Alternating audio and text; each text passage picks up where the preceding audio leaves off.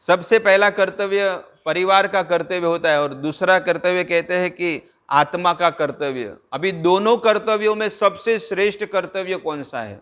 दोनों तो कर्म है कि चलो परिवार को भी पालन पोषण करना, और दूसरा कहते हैं आत्मन, अपना खुद का, हमारे परिवार का हम पालन पोषण करें कि आत्मा का। तो यहाँ पर भगवान कहते हैं कि आत्मनो, आत्मनो का अर्थ होता है स्वयं, अपना अपना कर्तव्य, अपने कर्तव्य के लिए रात दिन मेहनत करनी चाहिए। और इस श्लोक में अज्ञान संभूतम, ये ये जो पद है बहुत ही महत्वपूर्ण है, और इससे क्या होता है, क्रिया और पदार्थ, जितने भी कर्म करते हैं और जितने भी पदार्थ है उसको स्व अपना मानकर ही जीवन जिएगा तो वो जीवात्मा अज्ञानी है। अज्ञान संभूतम के जो लिखा है ना, उसमें बताया गया है कि अपने कर्मों को और जो पदार्थ उसने जो जमा किए हैं उसको अपना मानकर अगर जीवन जिएगा तो वो जीवात्मा अज्ञानी है, क्योंकि वो मरने के बाद उसके साथ कुछ भी आने वाला नहीं है। कोई भी चीज यहां से, इस संसार में एक भी चीज यहां से बाहर नहीं लेके जाएगा। इस हॉल में समझो इतना बड़ा हॉल है और इस हॉल में यहां से सामान लेकर वहां रखा, वहां से वहां रखा, वहां से वहां रखा, लेकिन इस हॉल के बाहर वो जीवात्मा सामान नहीं ले जाएगा। वैसे ही इस संसार में कितनी भी सारी क्यों न चीज और सामान इकट्ठा करे, लेकिन इस पृथ्वी में से एक भी चीज वो जीवात्मा बाहर नहीं लेके जाएगा।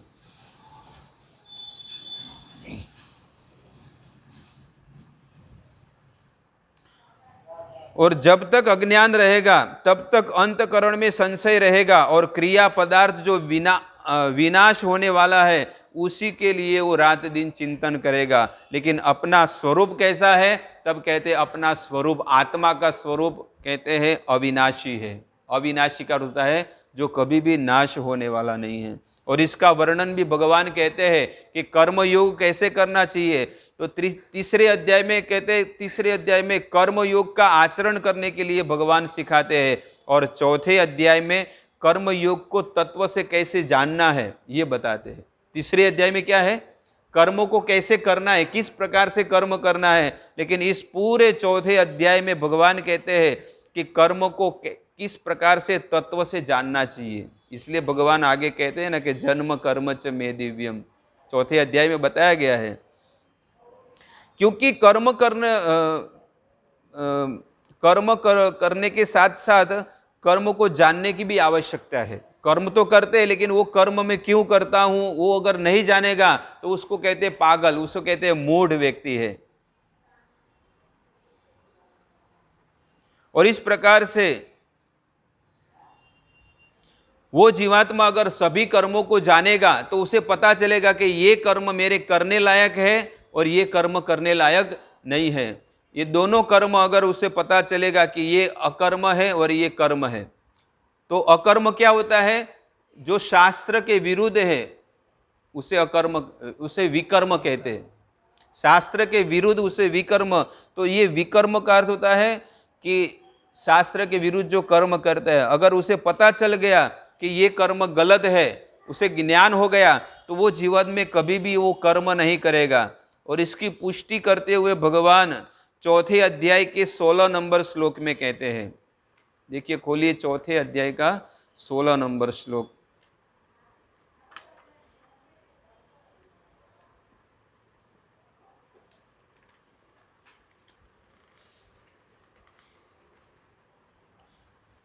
किम कर्मेति कवयोत्र मोहिता तत्ते कर्म प्रवक्ष्यामि यद ज्ञात्वा मोक्ष से शुभात्। कर्म क्या है और अकर्म क्या है, और इस प्रकार से इस विषय में बुद्धिशाली मनुष्य कैसे मोहित हो जाता है, वो सब मुझे आप बताइए, सम्यक रीत से बताइए। इसलिए कहते हैं, भगवान कहते हैं मैं आपको सम्यक रूप से बताऊंगा कि कर्म क्या है और अकर्म क्या है, और इस कर्म के बंधन में से जीवात्मा कैसे मुक्त होगा। ये पूरे 16वें श्लोक में पूरा वर्णन है। तो इसको पढ़ना चाहिए, तो और भी हमारा जो अज्ञान है और जो हमारे मन में जो संशय हो गए, और इस श्लोक को पढ़ने से, अनुवाद और तात्पर्य पढ़ने से आपका अज्ञान और भी नष्ट होगा। और आने वाले इसके पहले वाले जो श्लोक में बताया गया है कि ज्ञान संच्छिन्न संशय,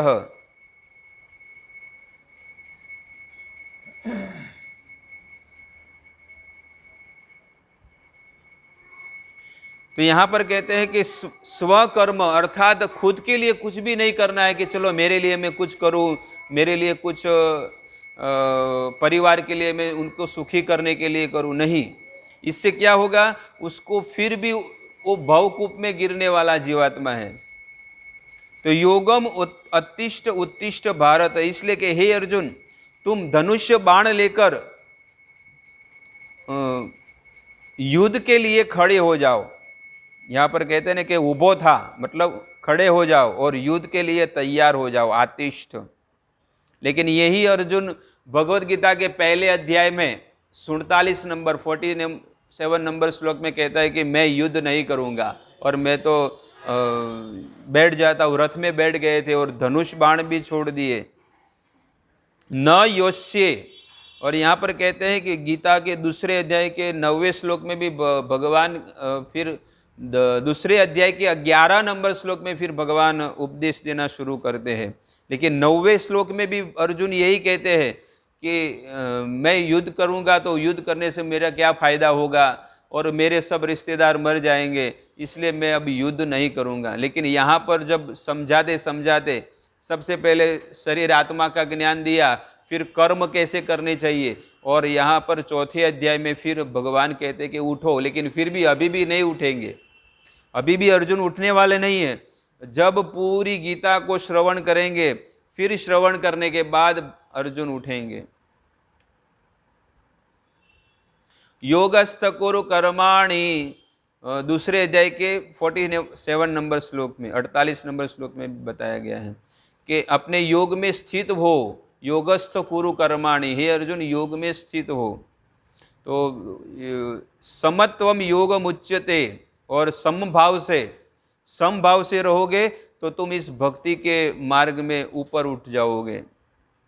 तो संसार में रात दिन अनेक कर्म होते रहते हैं, परंतु उन कर्मों में राग द्वेष जब होता है जीवात्मा को, राग अर्थात प्रेम होता है, राग का अर्थ होता है अनुराग, कि मुझे ये वस्त्र मुझे बहुत ही प्रिय है, मेरे पास 50 जोड़ी कपड़े हैं लेकिन ये वस्त्र मुझे बहुत ही प्रिय है, मेरे पास इतने सारे मोबाइल हैं लेकिन ये मोबाइल मुझे बहुत ही प्रिय है, मेरे पास इतना सारा सामान है लेकिन ये सामान मेरे लिए बहुत ही प्रिय है, उसको कहते हैं अनुराग।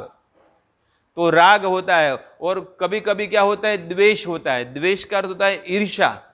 ईर्ष्या मतलब कोई हमारी चीज अगर कोई नहीं मानता है तो उससे क्या होता है, ईर्ष्या होता है। जैसे गांव में हो गए, ऑफिस में हो गए, फैक्ट्री में हो गए, अगर कोई व्यक्ति हमारी बात नहीं मानेगा तो क्या होता है, जीवात्मा को क्या होगा, ईर्ष्या होती है। तो यहां पर कहते हैं कि रात दिन मेहनत करते हैं, जो मन की बात जो कोई सुनेगा तो उससे राग होता है, और जो नहीं होगा तो उससे द्वेष उत्पन्न होता है।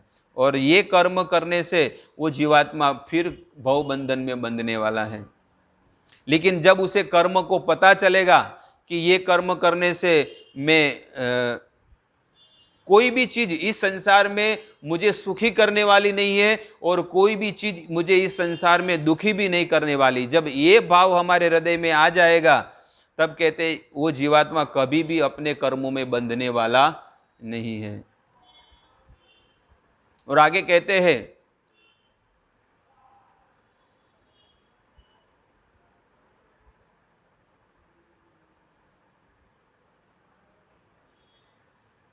और कहते हैं इस प्रकार से जब राग द्वेष से कोई भी जीवात्मा जब मुक्त होता है, और इसको और क्लियर करने के लिए कहते हैं, तो उसको कहते हैं सम भाव से रहकर अपना जीवन जीना चाहिए, और कभी भी किसी से ईर्ष्या और द्वेष भाव नहीं रखना चाहिए।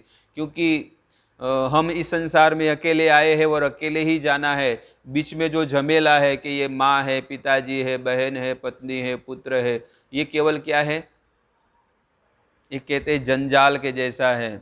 तो स्व अर्थात स्व मतलब खुद के स्वरूप को जानना, और उसमें समता भाव से स्वतः सिद्ध होना, और अपने विचारों को, अपने कर्मों को